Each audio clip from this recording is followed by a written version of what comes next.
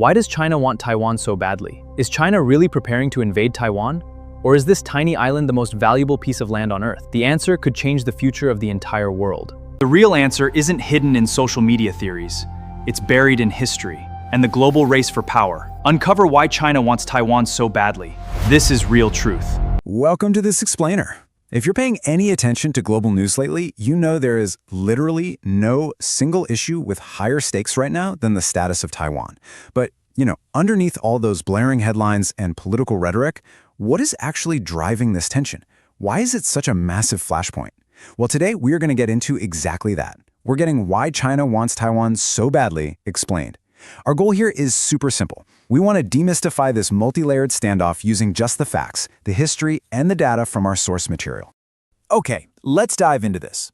We're going to break this whole massive topic down across 5 key pillars: the core dispute, history and unfinished war, geography and strategic containment, the global semiconductor monopoly, and domestic politics and party survival.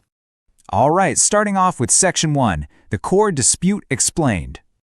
Before we even think about military strategy or microchips, we have to look at the foundational legal standoff here. And this brilliantly illustrates where that fundamental friction really begins. Take a close look at the wording. On the left, we've got Beijing's One China principle. This is a very absolute stance. It declares there is only one China in the world, that Taiwan is an inalienable part of it, and that the People's Republic of China is the sole legal government. But then, on the right side, look at the U.S.'s One China policy. The phrasing here is incredibly deliberate. The United States only acknowledges the Chinese position that Taiwan is part of China. It explicitly does not take an official stance on the PRC's actual claim to sovereignty over Taiwan. That diplomatic nuance is known as strategic ambiguity. Basically, by acknowledging Beijing's claim without officially recognizing it, Washington is walking a seriously fine diplomatic tightrope. And this careful, calculated gray area, it shapes the entire geopolitical chessboard. It allows the U.S. to keep official diplomatic relations with Beijing, while at the very same time maintaining robust, unofficial ties with Taiwan, which includes providing them with defensive arms. It's a fascinating balancing act.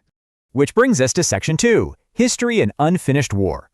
To really understand the emotional and political weight of this conflict, we've got to look back at the island's pretty turbulent history. It's changed hands a lot. After periods of indigenous settlement and Dutch colonial rule in the 17th century, the island was annexed by the Chinese Qing dynasty in 1683. Then, skip to 1895, after a war, it was ceded to the Empire of Japan. Japan held it until they surrendered in World War II in 1945. That's when the Republic of China, or ROC, assumed control. But just a few years later, mainland China fell to the communists during the Chinese Civil War, which forced the ROC government to retreat entirely to Taiwan in 1949. And the crazy thing is, in many ways, that civil war never formally ended. So, the crucial point is how this history directly ties into a deeply foundational narrative within the People's Republic of China, which is known as the Century of Humiliation. This was a period roughly from 1839 to 1949 where the Chinese government lost control of large chunks of its territory and its dignity to foreign imperialist powers. For the Chinese Communist Party, rectifying this era is absolutely core to their legitimacy. Now, they've seen territories like Hong Kong and Macau returned, but Taiwan, it remains separated. To Beijing, a modern, powerful China just cannot be completely whole until this final vestige of that humiliating era is finally resolved. And to see exactly how deeply embedded this goal really is, we just have to look at the Constitution of the People's Republic of China itself. It states, Taiwan is part of the sacred territory of the People's Republic of China. It is the inviolable duty of all Chinese people, including our compatriots in Taiwan, to accomplish the great task of reunifying the motherland. So you see, this isn't just some casual policy goal. It's a literal constitutional mandate and the official outward-facing rhetoric of the Chinese state. All right, let's pivot to Section 3, Geography and Strategic Containment. Moving beyond historical grievances, there is a very cold, hard, realist calculation at play here based entirely on geography. Geopolitically speaking, Taiwan is often called the unsinkable aircraft carrier. It sits smack in the dead center of what strategists call the first island chain, which is the string of archipelagos running all the way from Japan down to the Philippines. Plus, Taiwan is separated from mainland China by only about 100 miles of water. It's incredibly close. For China, this island acts like a massive geographical barrier blocking their direct, unfettered access to the deep waters of the Pacific Ocean. If Beijing were to hold Taiwan, it would effectively punch a giant hole in the U.S. containment strategy, let China secure the South China Sea, and give its naval fleet, especially its submarines, the breakout capacity to project power on a truly global scale. Now for Section 4, the global semiconductor monopoly. This is where geopolitical tension meets the actual technology you're using right this second. Now, what's really interesting about this slide is this staggering number right here, $2.45 trillion. That is the estimated value of goods that transited the Taiwan Strait in just the year 2022 alone. We're talking over 1/5 of all global maritime trade. A disruption in this specific waterway wouldn't just hurt Taiwan and the US, it would severely impact China's own economy too, because they rely heavily on that strait for importing crucial materials and moving goods around. The economic stakes of a conflict here, they are astronomically high. But the real economic center of gravity is in manufacturing. Taiwan produces 60% of the world's semiconductors. And even more mind-blowing, they make a staggering 90% of the most advanced chips on the planet. I mean, we're talking about the exact microchips powering the device you are watching this explainer on right now. These are the critical components for literally everything from your smartphone to electric vehicles, artificial intelligence, and highly advanced military systems. Because of this absolute dominance, there's this fascinating theory floating around called the silicon shield.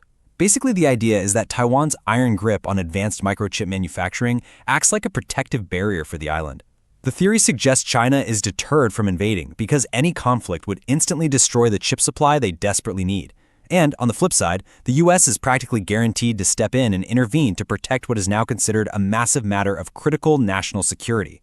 In this view, the economy itself is literally a deterrent weapon. Let's move to and see how this builds, because in reality, that silicon shield is eroding. Step 1. China is actively working to decrease its reliance on Taiwan by aggressively ramping up its own domestic chip production. Step 2. The US is pushing Taiwan to move some of that production overseas while also slapping on export controls and tariffs to protect American interests. So, because Taiwan can't just rely solely on its semiconductors for protection anymore, we arrive at Step 3. Taiwan is forced to adopt what's called a porcupine strategy. They are investing heavily in asymmetric defense. Think agile, defensive weapons like land-based anti-ship missiles and midget submarines, basically doing whatever they can to make any potential invasion incredibly costly and super painful to swallow. Finally, let's look at Section 5, Domestic Politics and Party Survival. To really understand Beijing's actions, we have to look inside the Chinese Communist Party itself. When you look at all those immense economic risks we just talked about, the sheer danger of sparking World War III, and the insane logistical difficulty of an amphibious invasion, it begs a very direct question. Why not just let Taiwan go? Why is recognizing Taiwanese independence considered completely, absolutely non-negotiable by Beijing? Well, the answers are deeply pragmatic and tied directly to the regime's own survival. First off, recovering Taiwan is viewed as essential to securing President Xi Jinping's historical legacy, basically elevating his status alongside figures like Mao Zedong. Second, the CCP really fears a domino effect. If Taiwan achieves formal independence, the worry is that it could embolden secessionist movements in vast regions like Tibet and Xinjiang, which would threaten the territorial integrity of the PRC. Third, Taiwan's vibrant multi-party democracy proves that Chinese culture and democracy are totally compatible, and that inherently challenges the CCP's monopoly on power. And lastly, as economic growth inside China starts to slow down, the party is increasingly relying on nationalist fervor regarding Taiwan to legitimize and sustain its rule. And this is exactly why the battle isn't just military. It's heavily diplomatic. Notice the intentional absence of Taiwan at global tables like the UN Security Council, here. Taiwan is largely isolated from international organizations precisely because its existence as a successful, autonomous, democratic entity serves as a beacon that contradicts the CCP's core narrative. Isolating Taiwan globally isn't an accident. It is a deliberate, calculated strategy to deny it international legitimacy and force it closer into Beijing's orbit. So as we've seen, the dispute over Taiwan is clearly not just about a piece of land. It's this incredibly complex, deeply intertwined web of historical trauma, constitutional mandates, critical geography, a fragile global technology supply chain, and the existential domestic politics of the Chinese Communist Party. The stakes literally involve the stability of the entire global economy and, quite frankly, world peace. Which leaves us with one incredibly pressing question to think about. As military capabilities continue to grow and domestic pressures mount, can this fragile balance of strategic ambiguity actually hold? Or will the immense weight of history, technology, and political survival eventually force a collision? Thanks so much for joining me on this explainer, and definitely keep asking questions.